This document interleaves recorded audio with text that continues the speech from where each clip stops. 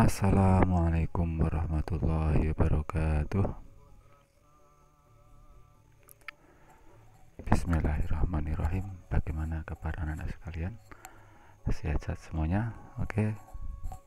Jumpa lagi dengan saya Bapak Ali dalam materi pelajaran sejarah kebudayaan Islam. Hari ini kita akan belajar tentang berdirinya dinasti Ayyubiyah. Nah, kita sudah masuk semester genap ya, semester 2. Jadi kita akan mempelajari tentang dinasti Ayyubiyah. Oke, apakah kalian masih ingat materi semester 1 kemarin? Nah, pada pelajaran hari ini, semester 2 ini juga erat kaitannya dengan materi pada masa kalian semester 1 kemarin, yaitu dinasti Abbasiyah. Nah, dinasti Abbasiyah ada berapa periode pemerintahan? Masih ingat? Ada berapa? Ya, ada 5. Periode pertama disebut dengan periode pengaruh Pengaruh Persia. Periode kedua periode pengaruh Turki ya.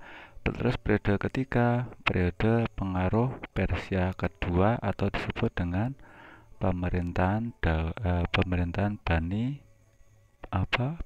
Buwayhi. Terus periode keempat yaitu pemerintahan pengaruh Turki 2 atau disebut dengan pemerintahan Bani Seljuk ya. Oke, Bani Seljuk tuh. Pemerintahan Bani Seljuk. Pada saat pemerintahan Bani Seljuk inilah sudah mulai muncul pemerintahan Islam yang lainnya, yaitu ada dinasti Fatimiyah.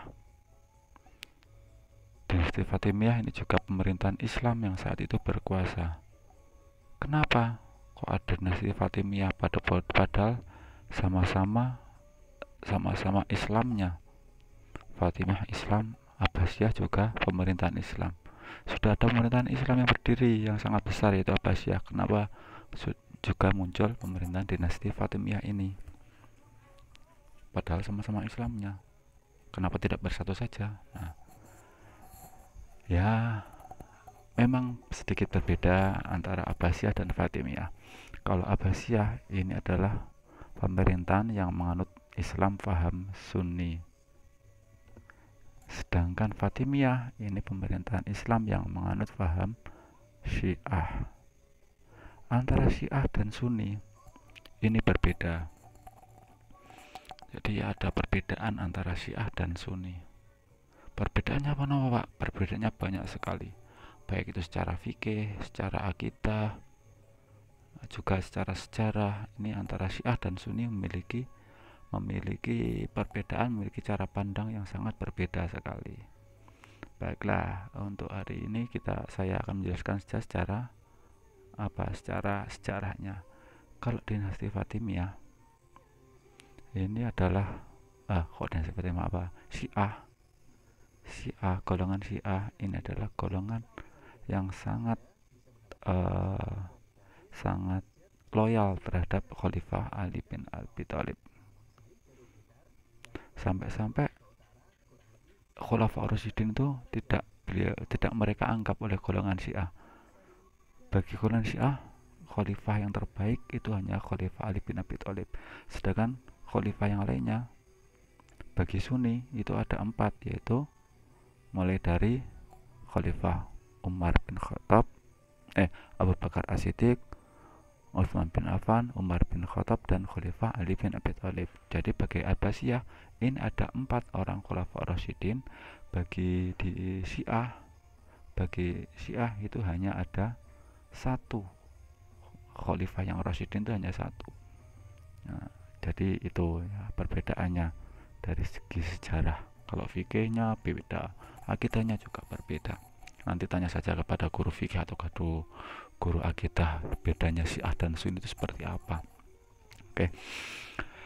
Karena berbeda, memiliki cara pandang yang berbeda terhadap agama Islam, muncullah dinasti Fatimiyah ini yang menganut paham Syiah. Nah,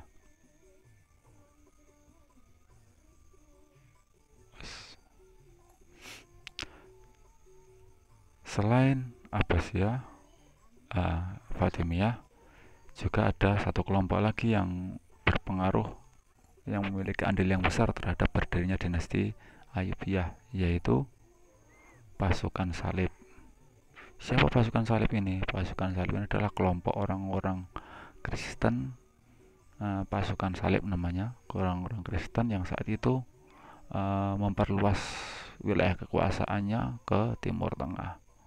Jadi pasukan salib ini memiliki ambisi yang besar untuk menguasai wilayah-wilayah kekuasaan Islam ini. Dinasti Fatimiyah, dinasti Abbasiyah, dan kerajaan-kerajaan Islam yang ada saat itu menjadi target kekuasaan dari pasukan salib. Saat itu pasukan salib dipimpin oleh Amauri. Sedangkan dinasti Abbasiyah, pemerintahan dinasti Seljuk ini dipimpin oleh Khalifah Al-Mustarsyid, sedangkan Fatimiyah saat itu dipimpin oleh Khalifah Al-Adid.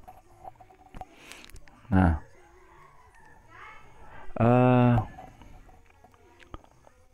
kita mulai pada saat itu di salah satu wilayah dinasti Abbasiyah ada namanya wilayah yang bernama Mosul.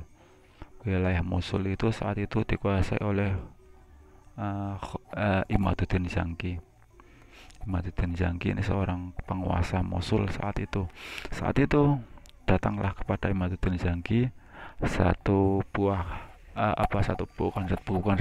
kelompok tentara perang yang saat itu dipimpin oleh Najmuddin Ayyub.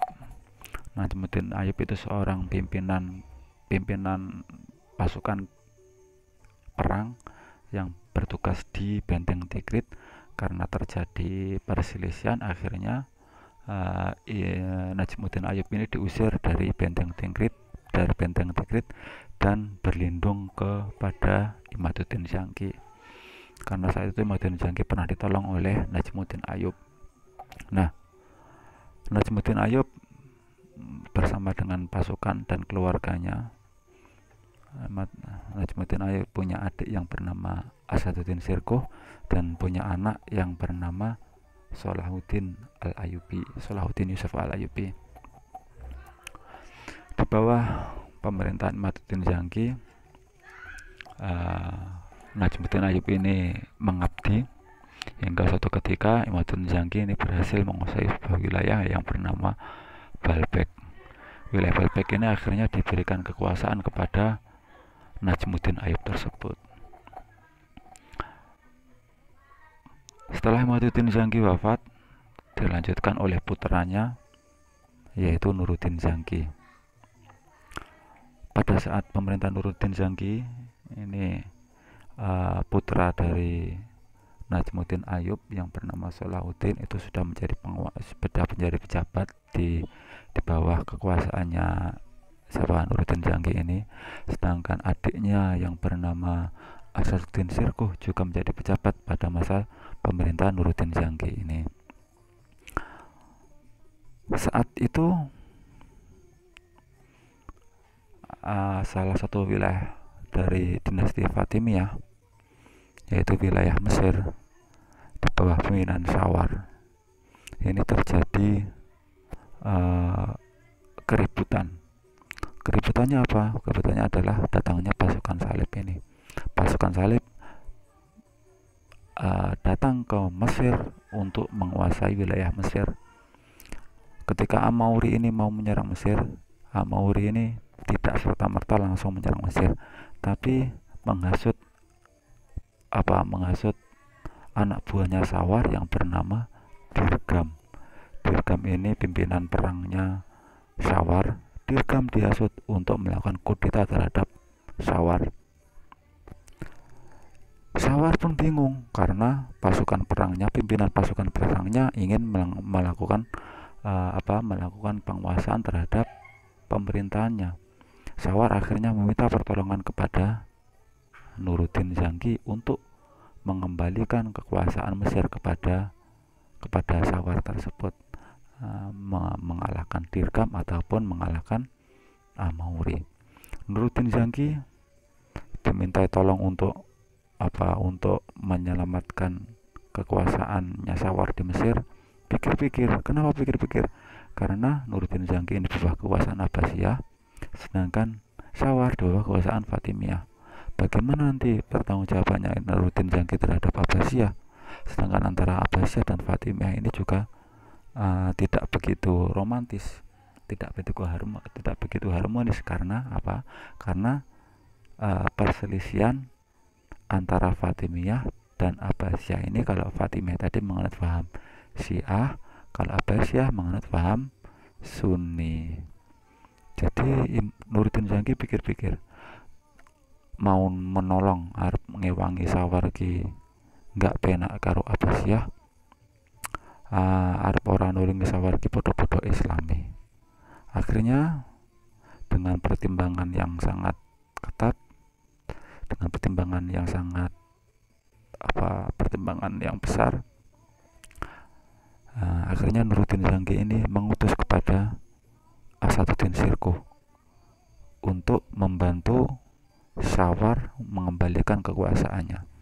Asaduddin Sirkuh mau berangkat ke Mesir jika ditemani oleh sepupunya yang bernama Salahuddin Al-Ayyub. Akhirnya Asaduddin Sirkuh bersama Salahuddin Ayyub dan pasukannya datanglah ke Mesir untuk mengembalikan kekuasaan Sawar dari siapa? Dari Dirgam yang dibantu oleh Amauri ini. Terjadilah peperangan hingga akhirnya Dirgam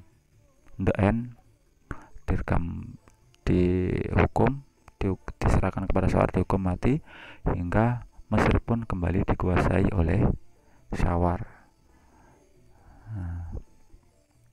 Mesir kembali dikuasai Sawar. Terus sebagai kompensasinya ini Mesir memberikan hasil pajak kepada Mosul.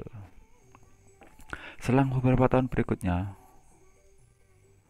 si Amauri ini kembali lagi ke Mesir. Kalau lek ingin ngejak Dirgam dihasut, sekarang ganti yang dihasut adalah Sawar. Piye carane Sawar ini harus menuruti pemerintahan Amauri, melepaskan diri dari pemerintahan dinasti Fatimiyah. Mendengar tersebut, Nuruddin Zangki akhirnya kembali mengutus Asaduddin Sirkuh dan Salahuddin Yusuf Al-Ayyubi. Tidak mungkin Nuruddin Zangki membiarkan Mesir dikuasai oleh pasukan salib.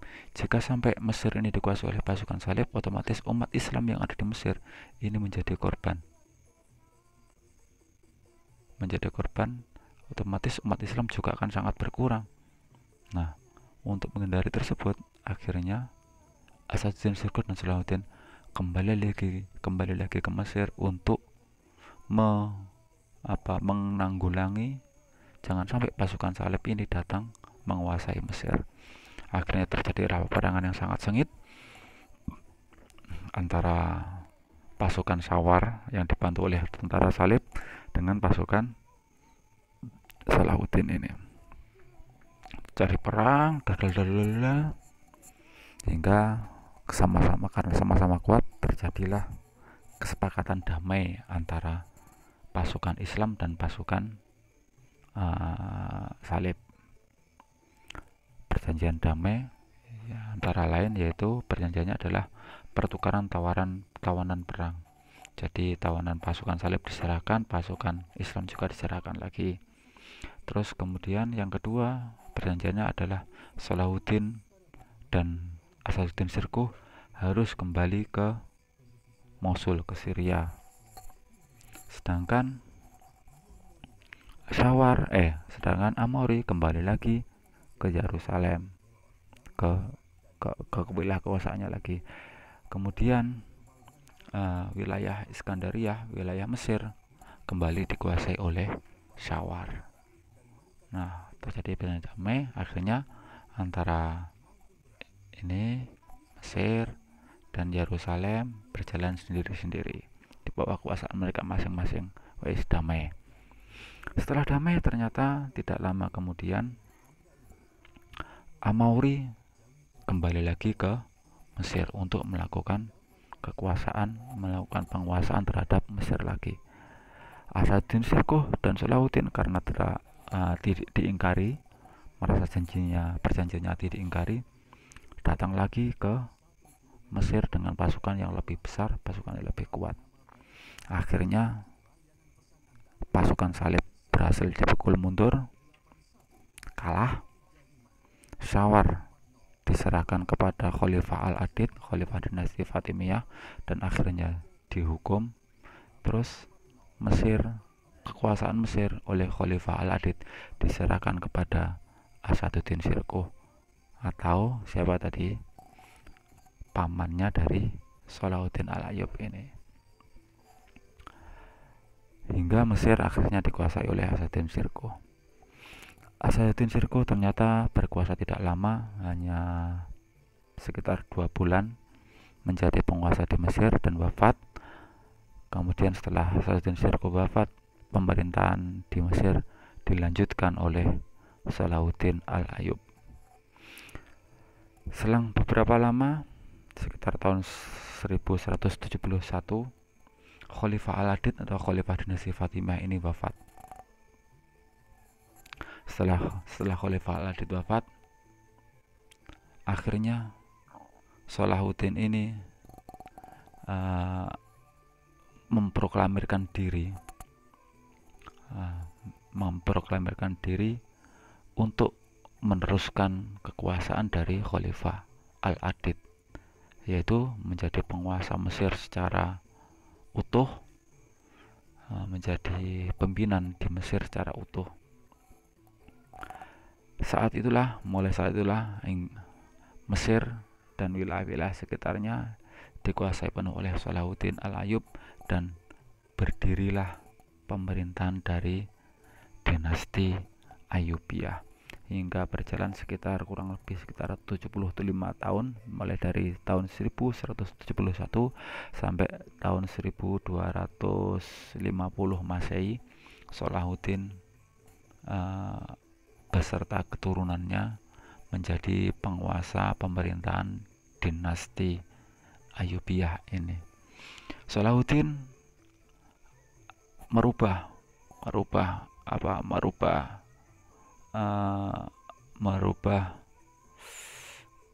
aliran Islam yang berada di Mesir ini. Kalau dulunya Mesir itu menganut paham Syiah, ketika Salahuddin yang berkuasa, ternyata masyarakat lebih condong, lebih senang dengan paham Sunni. Akhirnya Salahuddin ini merubah paham pemerintahan dari Syiah menjadi Sunni yang di bawah pimpinan dari dinasti Abbasiyah, mengikuti dinasti Abbasiyah, hingga akhirnya antara Mesir, Mosul dan wilayah sekitarnya juga bersatu dengan dinasti Abbasiyah. Saat itu juga dinasti Fatimiyah hancur, pemerintahan Syiah pun juga semakin lama semakin merosot. Pengikut Syiah itu kalau sekarang hanya sekitar 8% dari umat Islam yang ada di seluruh dunia. Oke. Jadi seperti itu proses berdirinya dinasti Ayyubiyah. Sudah selesai. Jadi salah satu dinasti pemerintahan Islam yang tidak ada pertempuran antara umat Islam. Kalau dinasti Abbasiyah itu merebut kekuasaan dari dinasti Abbasiyah itu merebut kekuasaan dari dinasti Umayyah. Dinasti Umayyah merebut kekuasaan dari Hasan bin Ali. Jadi kalau dinasti Ayyubiyah ini tidak melakukan perebutan, tidak melakukan peperangan terhadap sesama umat Islam, tapi berperang melawan pasukan salib tersebut. Oke, alhamdulillahirrahmanirrahim, pelajaran hari ini sudah selesai. Semoga apa yang saya sampaikan tadi bisa bisa kalian pahami, uh, bisa kalian pahami. Dan nanti tolong untuk anak-anak melakukan absensi di kolom komentar ya, tulis nama dan kelas bahwa kalian sudah menyimak penjelasan saya ini. Baiklah, kita akhiri macam bersama. Alhamdulillahirrabbilalamin. Dari saya, assalamualaikum warahmatullahi wabarakatuh.